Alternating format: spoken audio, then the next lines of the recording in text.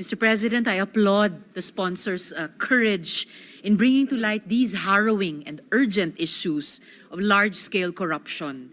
Kaisa niyo po ako sa labang ito, Senator Ping. May nabasa po ako sa Facebook, Mr. President. The Philippines is not poor. We are plundered. I could not agree more. Ang Pilipinas po ay hindi isang mahirap na bansa. Biktima lang tayo ng kalat at sistematikong pagnanakaw. Dahil sa korupsyon, ng kaunti, patuloy na naghihirap ang karamihan.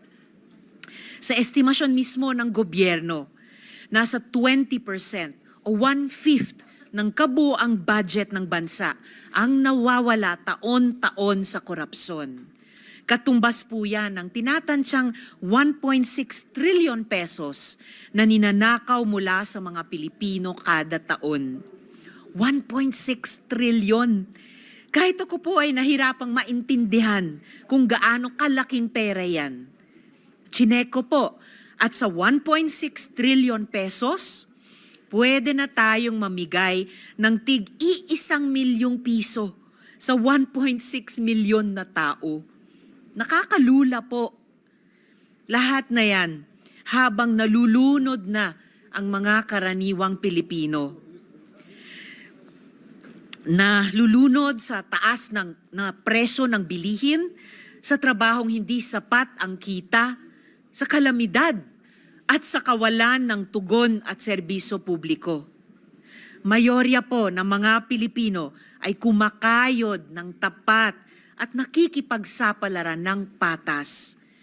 Insulto po na ang buwis na kinakaltas at dapat ginagamit para sa kanila ay inaanod lang sa baha ng korupsyon.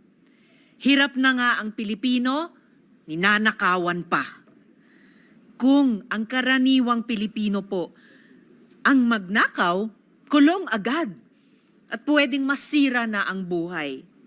Pero ang pagnanakaw ng mga opisyal sa pamamagitan ng korupsyon, parti-parti lang po, parang parti na po ng buhay na tanggap ng lahat. Hindi ko po yan matatanggap.